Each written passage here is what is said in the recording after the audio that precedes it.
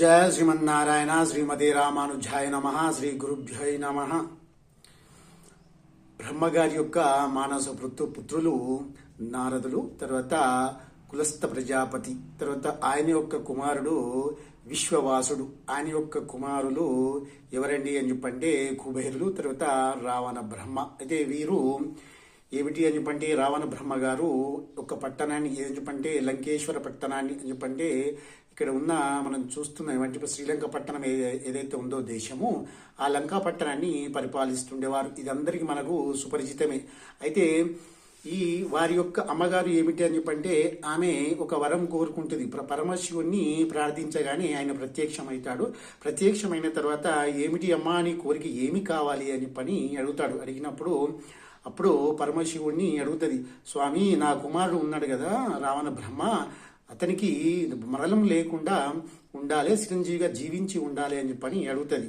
సరేనమ్మా, మరి ఒక షరతుతో కూడిన నీకు ఒక వరం ఇస్తాను అని చెప్పని అంటాడు. అన్నప్పుడు ఏమిటి స్వామి అని చెప్పంటే నువ్వు రోజు ఎక్కడికి వెళ్ళాలి అని చెప్పంటే సముద్ర తీరానికి వెళ్ళి సైకత లింగాన్ని ఇచ్చేసి దానిని నాకు అర్చన అంటే ధూపదీప నైవేద్యం చేసి ఇది అక్కడ ఉన్న అని చెప్పంటే ఏదైతే ఉందో ఏది మన కొబ్బరి ఫలము ఉందో దానిని కొట్టి ఆ యొక్క నీటిని తీసుకొచ్చి నీ కుమారునికి ప్రసాదంగా ఇస్తే అది ఎన్ని రోజులు తాగుతూ జీవిస్తాడో అన్ని రోజులు అతనికి మరణం సంభవించదు అని చెప్పని చెప్తాడు. చెప్పినప్పుడు సరే అని చెప్పని వాళ్ళ తల్లిగారు ప్రతిరోజు ఈ యొక్క సముద్ర తీరానికి వెళ్ళి సైకత లింగాన్ని పూజ చేస్తూ వస్తూ ఉంటుంది. ఇది కొద్ది కాలంగా జరుగుతూ ఉంటుంది. జరిగినప్పుడు అప్పుడు ఈ దేవతలకు తెలుస్తాయి, ఇంద్రాది దేవతలు దేవతలకు తెలుస్తాయి. తెలిసినప్పుడు అప్పుడు ఇంద్రదేవుడు పిలుస్తాడు. ఇంద్రుడు పిలిచి ఎవరిని పిలుస్తాడు అని చెప్పారంటే ఈ వర్ణదేవుని పిలుస్తాడు. నువ్వు వెళ్ళి ఆ యొక్క సైకత లింగాన్ని నువ్వు ధ్వంసం చేసి రావాలి, ఆమె పూజ ఆచరించినప్పుడే చెయ్యాలి అని చెప్తాడు. చెప్పినప్పుడు అయ్యో మరి ఎలా అని చెప్పంటే నువ్వు వెళ్ళు అని చెప్పని వర్ణదేవుని తర్వాత పంపిస్తాడు అని చెప్పి వాయుదేవుని వర్ణదేవుని ఇద్దరిని కలిపి పంపిస్తాడు. పంపించినప్పుడు వారు ఈ భూమిపైకి వచ్చి అప్పుడు ఆమె పూజ చేస్తూ ఉంటుంది. అంటే మధ్యలోనే చేస్తూ ఉంటుంది. అంటే ఆ చేసినప్పుడు అంతకుముందు పూజ చేసినప్పుడు ఆమె పూజ చేసి ఆ యొక్క మళ్ళీ లింగాన్ని తీసుకుపోయి ఆ సముద్రంలో కలపాలి. అది యొక్క ఆమె విధానం. అయితే అలా ఏది మన పరమశివుడు అలా వరమిచ్చాడు. అయితే అలాగే రోజు చేస్తుండే పూజ మధ్యలో ఏదైనా జరిగేటప్పుడు పూజ చెడిపోతుంది కాబట్టి పూజ మధ్యలో అయ్యేసరికి ఈ యొక్క వర్ణదేవుడు ఏం చేస్తాడంటే విపరీతమైన వర్షం సృష్టించి ఆ సముద్రంలో ఉన్న గాలితోటి ఆ యొక్క సముద్రం అలలు అని చెప్పండి కెరటాలు ఉంటాయి కదండి, వాటిని పైకి లేపి ఆ యొక్క సైకత లింగాన్ని ధ్వంసం చేయడం అనేది జరుగుతుంది. కాబట్టి అప్పుడు చేసినప్పుడు ఈయనకు ఏమిటి అని చెప్పంటే ఆ పూజ అనేది ధ్వంసమైపోతుంది, ఆ వరం కూడా కూలిపోయినప్పుడు అప్పుడు వాళ్ళ తల్లిగారు మళ్ళీ ఆ యొక్క పట్టణానికి వెళ్ళి రోజు వస్తూ వెళ్తుంది, అక్కడికి ఇంటికి వెళ్తుంది. వెళ్ళినప్పుడు అక్కడ ఈ విషయాన్ని చెప్పినప్పుడు లేదు అమ్మా ఇది దేవతలే చేశారు, వాళ్ళని నేను చంపేసి వస్తా నన్ను అని చెప్పని నాకు అది ఏది పర్మిషన్ ఇవ్వమ్మా అని చెప్పని అడుగుతాడు. లేదు నాయన, వాళ్ళంతా అమృతం తాగి ఉన్నారు, వాళ్ళని సంవరించడం అనేది కుదరది. కాబట్టి నువ్వు వెళ్ళి ఆత్మలింగం కోసము తపస్సు చేసి ఆత్మలింగాన్ని తీసుకొచ్చి ఈ యొక్క లంకాపట్నంలో ప్రతిష్ఠిస్తే నీకు తిరుగులేని విజయం ఉంటుంది. నువ్వు ముల్లోకాలను చెప్పంటే 14 లోకాలను పాలించే వ్యక్తివి, నువ్వే రాజు అవుతావు అని చెప్తుంది. చెప్పినప్పుడు అది వింటాడు. సరేనమ్మా అని చెప్పని అతని యొక్క నగలు బంగారం అంతా తీసివేసి అంటే పరమశివుని ఆకారంలో అని చెప్పంటే మంచి సాధు బట్టలు కట్టుకొని ఆ యొక్క సముద్ర తీరానికి వస్తాడు. సముద్ర తీరానికి వచ్చి ఎక్కడ అని చెప్పంటే గోకర్ణ ప్రాంతం ఉంది కానీ అక్కడి నుంచి లెక్క ఒక 500 కిలోమీటర్ల దూరం అని చెప్పంటే ఒక 300-200 కిలోమీటర్ల అక్కడికి వెళ్ళి ఆ యొక్క సముద్ర తీరాన ఆయన ఈ యొక్క తపస్సు ప్రారంభిస్తాడు. తపస్సు ప్రారంభించినప్పుడు అప్పుడు అక్కడికి వెళ్తాడు. ఎవరు వెళ్తారు? నారద మహర్షి, ఆ నారద ముని అక్కడికి వెళ్తాడు. వెళ్ళినప్పుడు అక్కడికి పోయినప్పుడు కలుస్తాడు. ఎవరికి కలుస్తాడు అని చెప్పంటే ఈ రావణ బ్రహ్మకు పోతూ అక్కడ కలుస్తాడు. కలిసినప్పుడు అప్పుడు అడుగుతాడు, ఓ తాతగారు ఎక్కడికి వెళ్తున్నారు అని చెప్పని అడుగుతారు. తాత ఏమిటి, నేనేమిటి, నువ్వు తాత ఏమిటి, నేను పెళ్లి కానీ బ్రహ్మచారినండి, నీకు నేనేం చెప్పంటే నువ్వు నాకు తాతకు వరుస అవుతారు, ఎలా అవుతావు అని చెప్పంటే నువ్వు బ్రహ్మ మానస పుత్రుని కదా. అవును. తర్వాత దానికి కులస్థ ప్రజాపతి ఎవరు? నా సోదరుడే. ఆ సోదరుడు అయినప్పుడు ఆయన కొడుకు ఎవరు? ఈ ఎవరు ఎవరు అని చెప్పంటే విశ్వవాసుడు. ఆయన కుమారుడు ఎవరు? కుబేరుడు. ఆ రావణ బ్రహ్మే నేను, కాబట్టి ఇక్కడ నేను ఉన్నాను అని చెప్తాడు. ఓహోహో, మరి ఎందుకోసం వచ్చావు ఇక్కడికి అని చెప్పాలంటే, నేను ఆత్మలింగాన్ని సంపాదించాలి, ఇది నా తపస్సు వల్ల చేస్తే పరమశివుడు నాకు ప్రసాదిస్తాడు అని చెప్పని చెప్తాడు. సరే సరే చేసుకో అని చెప్పని చెప్పి వెళ్ళిపోతాడు. వెళ్ళిపోయి అక్కడి నుంచి డైరెక్ట్ అక్కడికి వెళ్తాడు, కైలాసానికి వెళ్తాడు. కైలాసానికి వెళ్ళి నారదుడు వెళ్ళి అక్కడికి చెప్తాడు అమ్మవారికి. ఎవరు అంటే అమ్మవారు అక్కడ ఉంటుంది, ఎవరు? పార్వతీదేవి ఉంటుంది. అమ్మా, మీ ఆయన గారు ఎవరికైనా ఆయనే ఈ యొక్క తపస్సు చేయడం వల్ల ఎలాంటి కోరికలైనా ఇస్తాడు. ఆయన మనస్సు చాలా వెన్న లాంటి మనస్సు, ఇట్లా ఏ భక్తుడైనా పిలిచినా కరిగిపోతాడు. కాబట్టి ఆయన ఆత్మలింగాన్ని ఇస్తాడు. ఇస్తే ఆయన తీసుకుపోయి అక్కడ ప్రతిష్ఠించాడు అనుకోండి, ఇది ముల్లోకాలకు ముప్పు, మన దేవతలను కూడా అక్కడికి వెళ్ళి అందరూ ఆయన పరిచర్యలు చేయవలసి ఉంటుంది. కాబట్టి అతని నుంచి రక్షించు తల్లి అని చెప్పంటే అప్పుడు చెప్తుంది. అప్పుడు విచారించి అప్పుడు ఈ యొక్క మహావిష్ణు ప్రార్థిస్తుంది. మహావిష్ణు ప్రార్థించగానే మహావిష్ణు సరేనమ్మా, నేను నా యొక్క మాయ చేత ఆ యొక్క లింగాన్ని నేను ఆయనకు ఆయనకు రాకుండా చేస్తాను అని చెప్తాడు. చెప్పినప్పుడు సరే అని చెప్తాడు. ఈయన ఏం చేస్తాడు అని చెప్పంటే పరమశివుడు ఆయనకి ఎలాగే ఇప్పుడు వరం ఇవ్వాలి కదా, ఆయన తపస్సు చేస్తుంది కదా, కొన్ని సంవత్సరాలు లక్షల సంవత్సరాల నుంచి చేస్తున్నాయి కదా, చేసినప్పుడు ఇవ్వాలి కదా అని చెప్పని అప్పుడు పరమశివుడు నేను వెళ్తున్నాను అని చెప్పని ఇతని ఇక్కడికి వస్తాడు. వచ్చేటప్పటికి అప్పుడు ఆమె స్వామి నేను కూడా వస్తాను అని చెప్పి అంటాడు. లేదు లేదు, నువ్వెందుకు వస్తావయ్యా, నువ్వెందుకు వస్తావు అని చెప్తాడు. అంటే అమ్మవారిని రావద్దు అని చెప్తాడు. ఎవరు? పరమశివుడు చెప్తాడు. లేదు లేదు, నేను కూడా వస్తా అని చెప్పంటే ఈ నారద మహర్షి, వీళ్ళు నారదముని అందరూ కలిసి సమేతంగా వస్తారు. వస్తున్న తర్వాత అప్పుడు రావణ బ్రహ్మ చూస్తాడు. చూసిన తర్వాత ప్రత్యక్షమైనాక స్వామివారు ప్రత్యక్షమైనాక, అయ్యో ఏమిటండి మీరు అందరు వచ్చారా అని చెప్పని, నాకు ఆత్మలింగం కావాలి అని చెప్పని అడగబోయి అమ్మవారు పక్కన ఉంటారు కదండి. ఆయన బుద్ధి చూడు ఎంత ఘోరమైన బుద్ధి అని చెప్పంటే, రాక్షస బుద్ధి ఎలా ఉంటుందంటే, అప్పుడు అడుగుతాడు, ఎవరు? శివ, నీకు ఇంత అందమైన భార్య ఎందుకు, ఆ భార్య నాకు ఇచ్చేయి అని చెప్పి అంటాడు. చూసావా ఎట్లా అడిగాడు, ఇది చూడండి మీరు అన్నప్పుడు స్వామి అడిగింది ఇవ్వాలి కదా అని చెప్పని, సరే తీసుకో అని చెప్పని ఆమె చేతులు పెడతాడు. అయ్యో రామరామ, అది ఎలా ఎందుకు ఇస్తున్నారు అని చెప్పని నారదుల వారు అడుగుతాడు. లేవయ్యా, ఆయన అడిగాడు కదా, భక్తుడు అడిగాడు, ఇచ్చాను అని చెప్పి అంటాడు. ఆయన తర్వాత అయితే ఇచ్చేసి పరమశివుడు వెళ్ళిపోతాడు. వెళ్ళిపోయిన తర్వాత ఈయన ఎవరు? రావణుడు, తర్వాత అమ్మవారు, తర్వాత నారదుడు ఇద్దరు కలిసి నడకలా వెళ్తూ ఉంటారు. ఆయన వచ్చిన పని ఏమిటి? ఆత్మలింగాన్ని తీసుకోవాలి. ఆత్మలింగం కోసం ఆయన తపస్సు చేస్తున్నాడు. ఆత్మలింగం కోసం తపస్సు చేస్తే అది మర్చిపోయి మళ్ళీ ఏం కావాలంటున్నాడు? అమ్మవారిని తీసుకున్నారు కాబట్టి అలా నడుచుకుంటూ వెళ్ళినప్పుడు, ఏమయ్యా నీ కళ్ళకి ఎలా కనిపిస్తుంది, అమ్మవారిని అడుగుతావా అని చెప్పని నారదుల వారు ప్రశ్నించిన నేనెందుకు, ఆయన ఎక్కడ ఉంటాడు? నారదులు శివుడు ఎక్కడ ఉంటాడు? శ్మశానంలా అక్కడ ఇక్కడ తిరుగుతాడు. ఇంత సౌందర్యమైన భర్త ఎందుకు, ఆ భార్య ఎందుకు, నా దగ్గర ఉంటే సంతోషంగా ఉంటది కదా అని తిరిగి మళ్ళీ ఆయనకే ఈ యొక్క సమాధానం ఇస్తాడు. ఇచ్చినప్పుడు ఆమె వెనకాల అంటే కొంచెం వెనకాల అమ్మవారు వెనకాల వెళ్తూ ఉంటుంది, ఈయన ముందు నడుస్తూ ఉంటాడు. అప్పుడు శ్రీకాళికా దేవ్యై నమః అని చెప్పని ఒక్కసారి ఇక నారదుల వాడు అంటారు. అన్నప్పుడు భక్తుడు ఏ ఆకారం అంటే ఏ పదంతో పిలుస్తాడో అలాంటి అవతారము అమ్మవారు ప్రదర్శిస్తూ ఉంటుంది అని చెప్పన్నప్పుడు, అప్పుడు వెంటనే అమ్మవారు కాళికాదేవి అవతారం ఇస్తుంది. ఇచ్చినప్పుడు ఎట్లా ఉంటుంది, పైకి అంటే 50 అడుగుల ఎత్తుల పైన ఉండి ఇట్లా నాలుగతోటి ఇట్లా పెట్టే నల్లటి శరీరంతో ఉంటుంది. ఉన్నప్పుడు అప్పుడు అక్కడ దర్శనమిస్తుంది. దర్శనం ఇచ్చినప్పుడు, చూడు రావణ, వెనకకు చూడు, నీ పక్కన ఉన్న ఆ పార్వతీదేవి ఎలా ఉందో చూడని చెప్పని సరే ఒక్కసారి చూస్తాడు. చూసేటప్పటికి అప్పుడు ఒక్కసారి ఆమె చూసి భయపడిపోతాడు. అమ్మ ఇట్లా అయిందని చెప్పాను, ఏంటి ఇట్లా అయింది ఆమె అని చెప్పి. అవునండి, ఆమె అవతారం నీకు పార్వతీదేవిలా కనిపిస్తుంది, కానీ ఆమె ఆ యొక్క కాళికాదేవి స్వరూపం అని చెప్పంటే, అబ్బో నాకు వద్దు అని చెప్పన్నాను.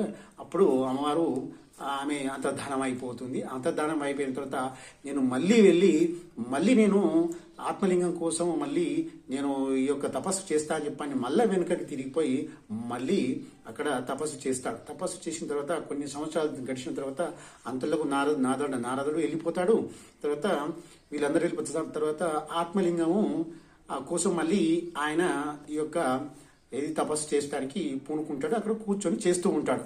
చేసినప్పుడు అప్పుడు చాలా కాలం చేస్తుంటాడు. చేసిన తర్వాత అప్పుడు స్వామి ప్రత్యక్షమవుతాడు. మళ్ళీ ఎవరు? పరమేశ్వరుడు ప్రత్యక్షమవుతాడు. ప్రత్యక్షమైనాక చెప్పు నీకు ఏం కావాలి అని చెప్పంటే నాకు ఆత్మలింగం కావాలి అని చెప్పి అంటాడు. ఆత్మలింగం అని చెప్పండి ఇక మాయలో పడకుండా ఉంటాడు అన్నట్టు. అని చెప్పంటే ఏ మాయ అని చెప్పంటే ఇప్పుడు విష్ణు మాయ ఉంది. విష్ణు ఎవల మాయ అని చెప్పంటే అప్పుడు అమ్మవారిని అక్కడికి వచ్చినప్పుడు ఆయన యొక్క మాయ అని చెప్పంటే అతని శరీరంలోకి ప్రవేశించి ఇలా చేశాడు. వాళ్ళు విష్ణువు చేశాడు. కానీ ఇప్పుడు నేను ఎవరి మాయలోనికి పడకుండా నియమ నిష్టలతోటి ఉండి ఆ యొక్క ఆత్మలింగాన్ని సంపాదించాలని చెప్పని అప్పుడు పరమశివుని అడుగుతాడు. ప్రత్యక్షమైనప్పుడు స్వామి నాకు ఆత్మలింగం ప్రసాదించు అని చెప్పని అంటాడు. అన్న తర్వాత సరే అని చెప్పని ఆయన ఆత్మలింగాన్ని ఇస్తాడు. ఇచ్చిన తర్వాత ఒక నియమాలు పెడతాడు. ఈ ఆత్మలింగాన్ని నువ్వు ఎలా అని చెప్పంటే నడుచుకుంటూ లంకా పట్టణానికి వెళ్ళి అక్కడ దీనికి ప్రతిష్ట చెయ్యాలి అని చెప్పని చెప్తాడు. ఇది మధ్యలో నువ్వు ఎక్కడ కింద పెట్టినా కానీ అక్కడిని ప్రతిష్ట అయిపోతుంది, కాబట్టి నువ్వు వెళ్ళాలి అని చెప్పి చెప్తాడు. చెప్పినప్పుడు సరే అని చెప్పిన తర్వాత పరమశివుడు అంతర్ధానం అయిపోతాడు. అంటే అంతర్ధానం అని చెప్పంటే ఆయన వెళ్ళిపోతాడు. మన కైలాసానికి వెళ్ళిపోతాడు. వెళ్ళిపోయిన తర్వాత అప్పుడు నారదుల వారు తర్వాత ఎవరు ఈ యొక్క రావణ బ్రహ్మ ఇద్దరు నడుచుకుంటూ వస్తూ ఉంటారు. ఎక్కడికి 3 రోజులు అవుతుంది. అప్పటికి 3 రోజులు అక్కడి నుంచి నడుచుకుంటూ వస్తారు. ఎక్కడి దాకా వచ్చారు అని చెప్పంటే గోకర్ణము అని చెప్పంటే గోకర్ణ క్షేత్రం ఇప్పుడు ఎక్కడైతే ఉందో అక్కడ ఆత్మలింగం ఉంది కదండి. అక్కడిని ఈ యొక్క పరమశివుడు ఈ యొక్క రావణ బ్రహ్మ అక్కడి దాకా నడుచుకుంటూ వస్తాడు. నడుచుకుంటూ వచ్చేసరికి అప్పుడు ఈయనకు చెప్తాడు, ఇగో నేను వెళ్ళిపోతానయ్యా, నాకు వేరే పని ఉంది అని చెప్పని నారదుడు అతని దగ్గర నుంచి వెళ్ళిపోతాడు. వెళ్ళిపోయిన తర్వాత ఈయన ఒక్కడే నడుచుకుంటూ కొంత దూరం వస్తే అక్కడ దాకా 3 రోజులు కలిసి నడిచి వచ్చారు. తర్వాత నెక్స్ట్ డే ఏం చేస్తాడని చెప్పండి, నేను వెళ్తాను, నాకు పని ఉంది అని చెప్పి వెళ్ళిపోతాడు. వెళ్ళిపోయిన తర్వాత అప్పుడు అక్కడికి వెళ్తాడు. ఎక్కడికి తెలుసా?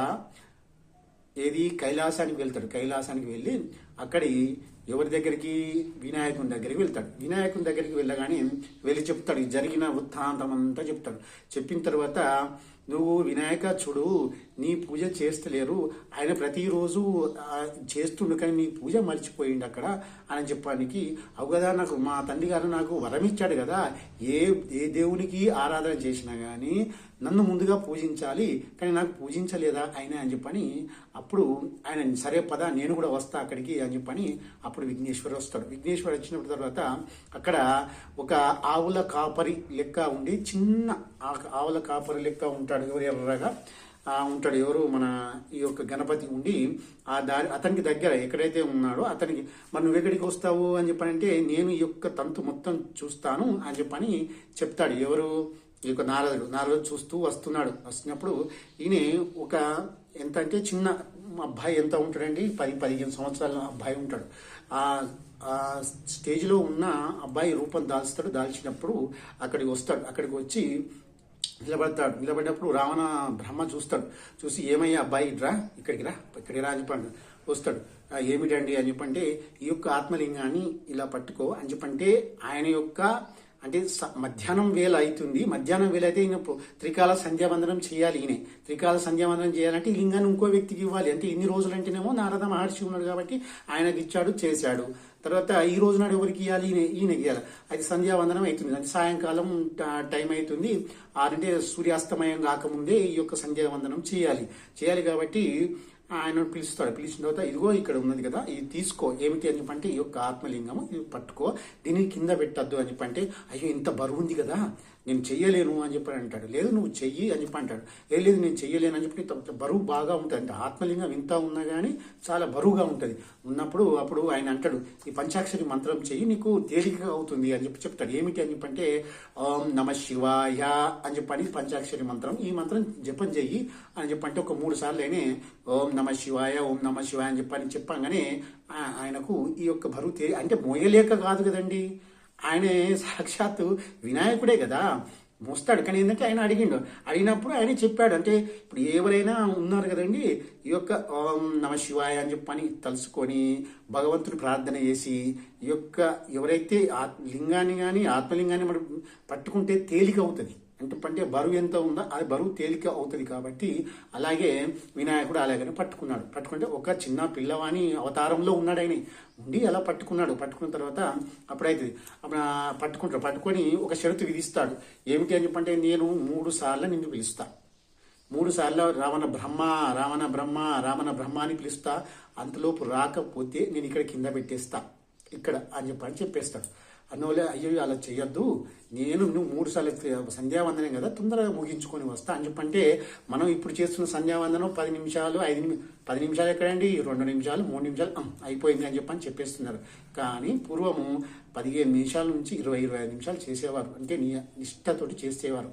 అయితే అప్పుడు రావణ పోయి స్నానం ఆచరించాలి, సముద్రంలో స్నానం ఆచరించి ఆయన వెళ్ళిన తర్వాత అక్కడ చేస్తున్నాడు.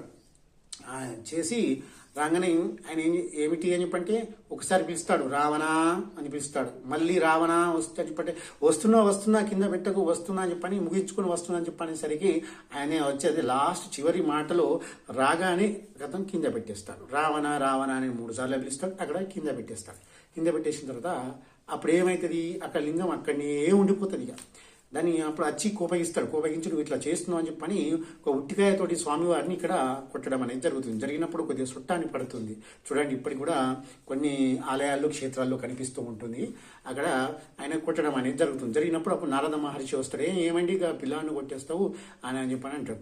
లేదు ఇప్పుడు ఇది ఇక్కడ ఉంది కదా ఇలా తీసుకెళ్ళాలి, ఆయన చేసిన పనికి అది ఇప్పుడు ఇక్కడనే విగ్రహం ఇక్కడనే అది మన స్వామివారి యొక్క ఆత్మలింగం ఇక్కడనే ఉండిపోయింది కదా అని చెప్పని చెప్తే లేదు అలా చేయకని చెప్పడం వల్ల అంతలోపు నువ్వు వెళ్ళిపోవా అబ్బాయి ఎక్కడున్నావు ఇక్కడ ఎందుకున్నావు అని చెప్పని ఆయన వెళ్ళకూడదు, అంటే వినాయకుని వెళ్ళిపోమంటాడు. అందువల్ల నారద మహర్షి వెళ్ళిపోమనగానే ఆయన వెళ్ళిపోయిన తర్వాత ఇది ఎలా తీయాలి నారద చెప్పు అని చెప్పంటే తీయ అని చెప్పని బలం ఉంది అని చెప్పంటే ఆ యొక్క లింగం 7 లోకాల లోపలికి పాతుకొని పోయింది. 7 లోకాల కింద, అంటే పైన 14 లోకాలు కింద, పైన 7 లోకాలు కింద 7 లోకాలు 14 లోకాలు ఉంటాయి. కాబట్టి ఆ లోకాలకు పోయింది. కాబట్టి ఈయన అంత బలవంతుడు కాదు కదండి. అలా ఆ యొక్క ఆత్మలింగం అక్కడికి పెట్టడం వల్ల అక్కడ ఇప్పుడు గోకర్ణంలో ఆత్మలింగం క్షేత్రం ఉంది. ఈ ఆత్మలింగం ఇలా వచ్చింది. దీని యొక్క అంటే కథ ఎలా ఉందని చెప్పంటే ఇక్కడ దాకా వచ్చినప్పుడు ప్రతి ఒక్క వ్యక్తి అని చెప్పంటే అక్కడ ఆత్మలింగం స్వామివారి యొక్క పవర్ చాలా ఉంటుంది. కాబట్టి ఇక్కడ పితృదోషం ఉన్న వాళ్ళు ఇక్కడికి వెళ్ళి మీరు ఈ యొక్క పూజలు చేయించుకున్నట్టయితే దానిలో అక్కడ నారాయణ బలి అని చెప్పని చేస్తారు. ఆ నారాయణ బలి పూజ చేస్తారు. అది చేసిన తర్వాత నారాయణ బలి అని చెప్పంటే బలి అంటే బలి కాదండి, అక్కడ పూజలో విధానం ఉండే నారాయణ బలి అని చెప్పని ఒక పూజ విధానం చేస్తారు. అక్కడికి వెళ్ళి మీరు ఈ గోకర్ణం అని చెప్పంటే గోవు ఆకారం ముక్కు ఆకారంలో ఉంటుంది. అక్కడ గంగా అని చెప్పంటే అక్కడ సముద్ర తీరం అలా ఉంటుంది కదండి, అక్కడ పుణ్యక్షేత్రం ఉంటుంది. కాబట్టి అక్కడికి మీరు వెళ్ళి ఈ యొక్క పితృదోషం ఉన్న వాళ్ళు పరిహారం చేసుకుంటే పర్వదినాలలో వెళ్తే ఇంకా చాలా మంచిది. పర్వదినాలు అంటే అందరు వెళ్ళాలంటే వీలు కాదు కదండి, అక్కడ బ్రాహ్మణులు అందరికి సమయానికి దొరకరు కదండి అక్కడికి. కాబట్టి మీరు ఆదివారం కానీ మంగళవారం కానీ ఇలా ఏదైనా వారం చూసుకొని తర్వాత ఇంకా పర్వదినాలు ఏవైతే ఉన్నాయని చెప్పంటే మనకు మహాశివరాత్రి అంటే అప్పుడు చేయడం వీలైతే కాదు అక్కడ. ఎందుకంటే చెప్పంటే 7 రోజులు ఉత్సవాలు జరుగుతాయి అక్కడ. తర్వాత ఏకాదశులు ఉన్నాయి కదండి, ఏకాదశులు తర్వాత పండుగలు తర్వాత సంక్రాంతి ఇవన్నీ పర్వదినాలు. కాబట్టి మన హిందువులందరికీ ఆ సమయాలలో వెళ్ళి మీరు పితృదోషం ఉన్నవారు ఎవరైతే ఉన్నారో నేను ఇంతకు పూర్వం కూడా మీకు వీడియో చేసి పెట్టాను. పరిహారానికి మీ ఇంట్లో ఎలాంటి సంఘటనలు జరిగితే మీకు పితృదోషం ఉన్నట్లు అని చెప్పని తెలుసుకుంటారో మీకు వీడియో చేశాను. ఆ వీడియో చూసి యొక్క ఆత్మలింగాన్ని మీరు వెళ్ళి అక్కడ చెప్పంటే గోకర్ణంలో మీరు పూజలు చేసుకొని ఆచరించి తర్వాత పుణ్యాతిథులు కానీ మీ యొక్క దోషము పరిహారం చేసుకోమని నా యొక్క సలహా. మా యొక్క ఛానల్ ఇదివరకు చూడని వారు ఎవరైతే ఉన్నారో మా యొక్క ఛానల్ చూసి మీరు సబ్స్క్రైబ్ చేసుకోండి. మీ బంధువులకు మిత్రులకు అందరికీ చాలా మంది చూస్తున్నారు కానీ సబ్స్క్రైబ్ చేసుకోవడం లేదు, ఎక్కువ మందికి షేర్ చేయడం లేదు. కాబట్టి మీరు నా యొక్క ఛానల్ సబ్స్క్రైబ్ చేసుకొని మీ మిత్రులకు బంధువులందరికీ షేర్ చేయండి. శ్రీమాత్రే నమః.